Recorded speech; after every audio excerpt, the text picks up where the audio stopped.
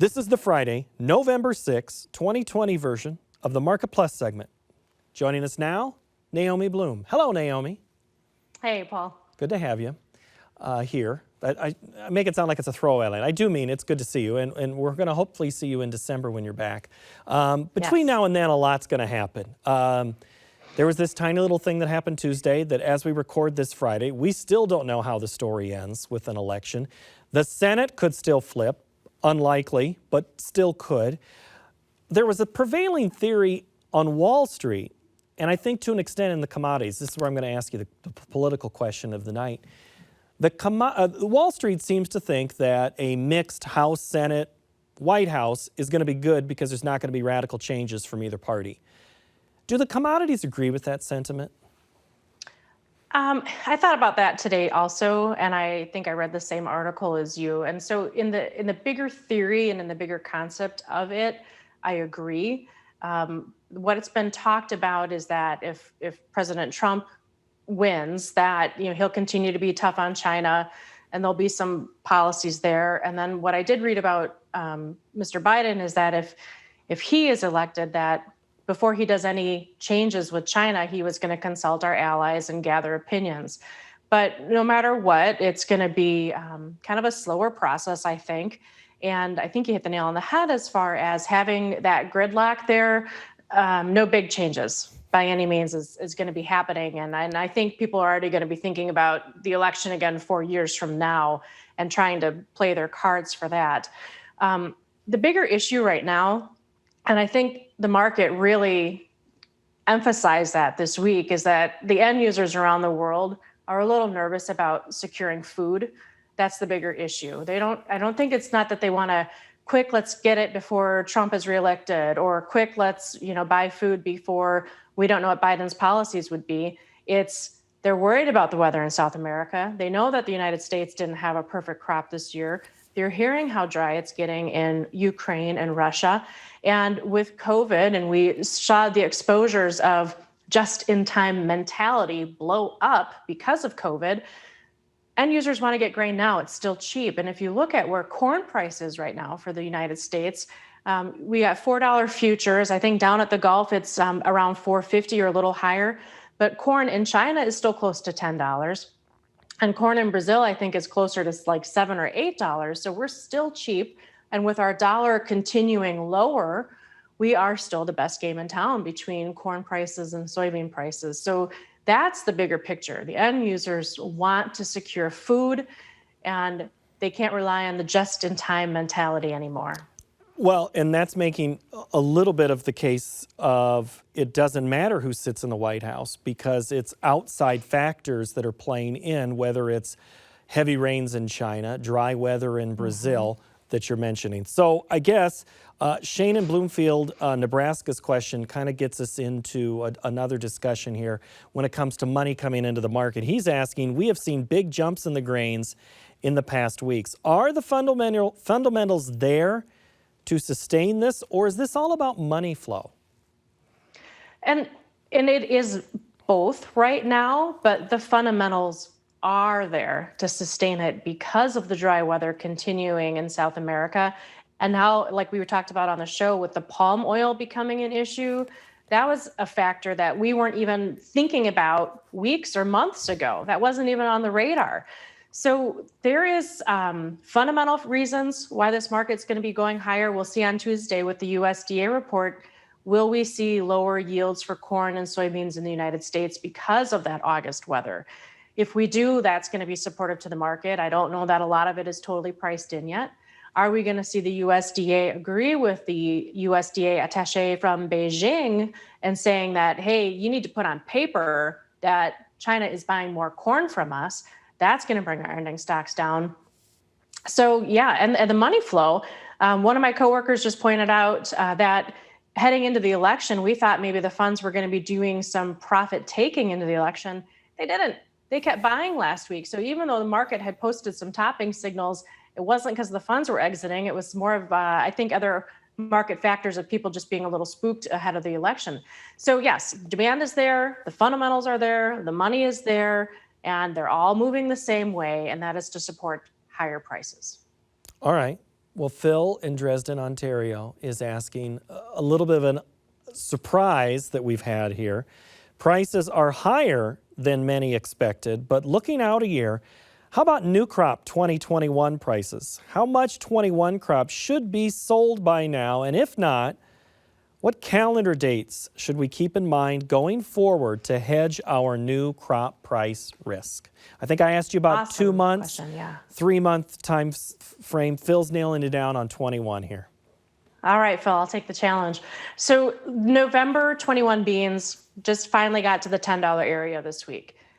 The Dees 21 corn just finally is in the $4 area right now. So there is the best pricing opportunities to start your sales that you have had in a long time for getting a sale started. So do I think you should be getting a sale started? Why not? Maybe a 5% sale, I wouldn't be aggressive because the fundamentals are still shifting to friendlier. But remember, the markets are anticipating more acres next year. We're already factoring that in. And so that's why the deferreds are, not rallying as much as the front month contracts. And the market clearly is still not having a lot of carry in it by any means. So the market wants your grain now. But yes, get started on some sales for next year because it's good value to start with. I don't think I would be overly aggressive about it now because we don't have any bigger topping signals. And because the South American weather is still a supportive factor in and of itself, and dry weather everywhere else, that there really could be some more upside in the bigger picture. Okay, I'm going to recycle a question. I don't like to do this, but this one ties into Phil's, and it came last week from Scott in Barrington, Illinois. He was asking, what are the 21 contracts telling you? Plant more corn or soybeans? Given what you just said, follow that up. Yeah, so right now the market is leaning towards more soybeans for next year, but we've been talking about that for a month already. And so I think a lot of producers are going to be looking at that as they start to make their seed selection. And the marketplace is already factoring that in. Again, that's why you're seeing so much bull spreading with the futures contracts. So what that means is people are buying July futures and selling November futures, or they're buying July corn contracts and selling December corn contracts for next year. So that's how they're playing this. They're seeing that there's value in what's just been harvested, but we know that going forward, those deferred contracts are going to have some pressure to it because we know that more acres are coming. But again, the market is already expecting that more beans are going to be planted, and that's, I think, already priced in. Okay. Well, it's just there's always those details in the chart that you just don't know and what to look for. So again, going to 21, this one shifts to weather though. Kelly in Primgar, Iowa, northwest Iowa. With the expansion of the drought in the U.S. and around the world is a question he's asking us. Is this market rally putting in place a weather premium, or is this rally mostly demand-based? We're definitely going into 21 empty on subsoil moisture in northwest Iowa. I would say that the market right now is trading demand, and it's trading South American weather. It's not trading U.S. weather yet, because obviously a lot can happen between now and April. We could get buried with snow or not. If we don't get a lot of snow this winter, I know that I was talking with a client in western Nebraska and northwest Nebraska, and she was telling me that if they don't get the snowpack in the mountains this winter in parts of Wyoming, it's really going to affect how they can do irrigation next year for their part of Nebraska. So that is something to be watching. We do need to monitor the snow this winter. But right now, a U.S. weather market is not at all priced in for new crop or for down the road. We're still trying to figure out what the derecho storm and the August weather did for what's being harvested. So we got to get that figured out first. But yes, we are very much aware that the drought conditions continue to grow in the United States. And so we are watching that. Well, and that's corn and soybeans, because I think we've talked about it a little bit. We talked at the beginning of the main discussion with wheat. In the Southern Plains, it has been dry. Kansas and Oklahoma down to Texas and everywhere west. Looking ahead at that weather picture, I go back about a year, or maybe even the beginning of this crop year, we were looking at a point where if the analyst, you, whoever it is, if we don't get a weather issue, we are stuck with low prices. Well, we got our weather issues. So how do we unget weather issues? I mean, yes, weather changes, but how does it shift where we're not as dependent on the weather? I mean, you've mentioned demand already. Is it really just that demand factor that can be the other part of this equation? So with the weather component, the demand has always been there. But what we learned in 2012 is that when the prices get high enough, people figure out different means and they substitute with demand. So we saw exports crumble in 2012. We saw, our livestock herd get smaller. And so that helped with the feed demand aspect of it. So the high prices will cure high prices. And so you have to monitor both going forward. Right now, the demand is there because the world is trying to make sure its reserves are replenished. So far, the United States has crop to sell.